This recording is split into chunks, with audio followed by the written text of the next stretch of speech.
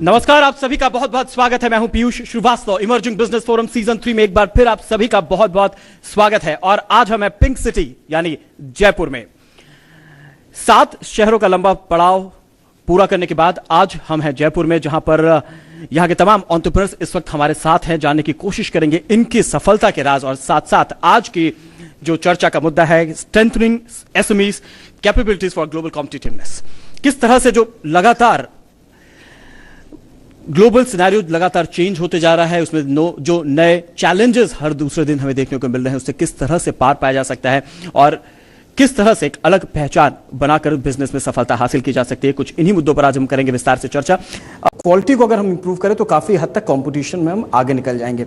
Global competition की हम बात करते हैं तो इंडिया में मेजर जितने भी सेक्टर्स हैं, चाहे वो टेक्सटाइल हो, आज तो हैंडीक्राफ्ट तक में आ चुके हैं कुछ हद तक, लेकिन मेजर अगर हम टेक्सटाइल और इन सब पे हम बात करें तो हमें चाइना से मैन्युफैक्चरिंग में खासतौर से काफी जबरदस्त कंपटीशन मिल रहा है। तो किस तरह से क्वालिटी को मेंटेन करते हुए भी इस कंपटीशन में अपने आप को आगे रखा जा सकता है?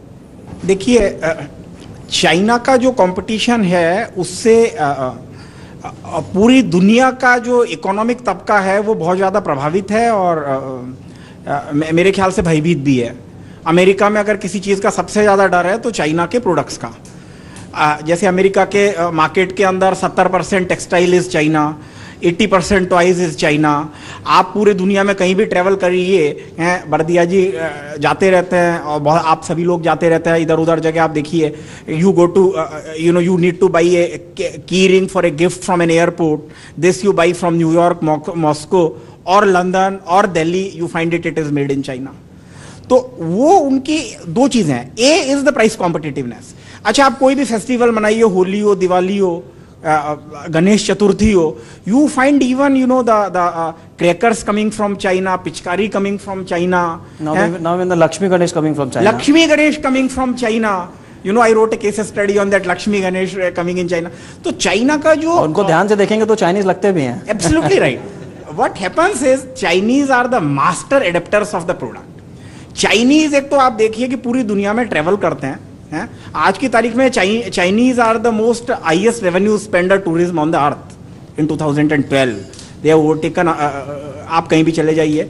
एक हाँ, let me come to the product. तो प्रोडक्ट इज वो प्रोडक्ट की स्टडी करते हैं। जैसे आप हिंदुस्तान आए, आपने देखा कि गणेश है, लक्ष्मी है। Now Ganesh is a creature and nobody on the earth will believe कि an elephant like creature can be the god. पूरी दुनिया में कोई भरोसा नहीं करेगा। चाइनीज आए, उन्होंने देखा, उन्होंने जो है गणेश जी बनाए और गणेश जी बनाए इतने कि एमएसएमई सेक्टर के जो लोग जो गणेश जी या दुर्गा पूजा की प्रतिमाएं बनाते थे वो बेरोजगार हो गए। ये आपके अभी अभी मेरे ख्याल से पिछले 5-7 साल में घटना हुई है और आपने सबने देखा है। Now when I was in China that time, इस पे सवाल ये होता है कि आखिर ऐसा क्या हुआ कि वो हमसे आगे निकल गए?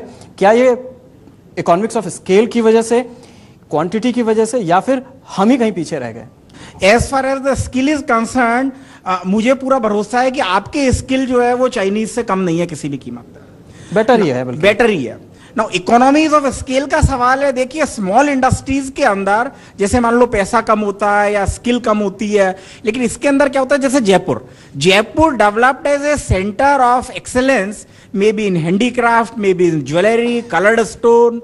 तो वो क्या है कि इतने सारे यहाँ पे ऑपरेटर्स हैं जो ज्वेलरी में ऑपरेट करते हैं। तो वो इस वजह से नहीं है कि आपकी अपनी इकोनॉमीज ऑफ स्केल है, इसको हम कहते हैं एक्सटर्नल इकोनॉमीज ऑफ स्केल। और एक्सटर्नल इकोनॉमीज ऑफ स्केल का जो एसएमई के क्लस्टर डेवलपमेंट का कंसेप्ट है, उसकी थ्योरी ये है बेसिकली कि एक इंडिविजुअल की नहीं बट पूरी जगह के ऊपर you get infrastructure in terms of processing, in terms of skill. क्योंकि जयपुर में अगर आप हैं तो आपको मान लो स्टोन को घिसने वाला मिलेगा। अगर आप यहां से 50 किलोमीटर मान लो अजमेर चले जाएंगे या दूदू चले जाएंगे तो हो सकता है आपको घिसने वाला ना मिले।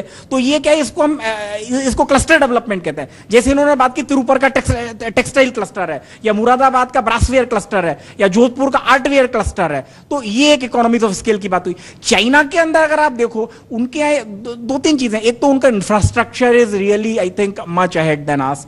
B is the government participation in trade is very very supportive in China. मतलब जेम्स एंड ज्वेलरी की तो बात है, मतलब I have travelled to almost most countries which are now the leaders in are South Africa, Botswana, Namibia, Angola, Ghana. You know, I have conducted program for the exporters and manufacturers there. When I go there, you know, I'm a professor, I need to tell truth to everybody, be it India or Botswana. I tell them that if you get these rough stone, why don't you process it here? They started processing there. I said, now, you know, I'm telling the same thing to you. If you polish this, you know, you know, last year, if $21 million of the stones came, you know, the processing के अंदर 50 to 60% of margin is there. But if you go for jewelry manufacturing, the margin is 150 to 200%.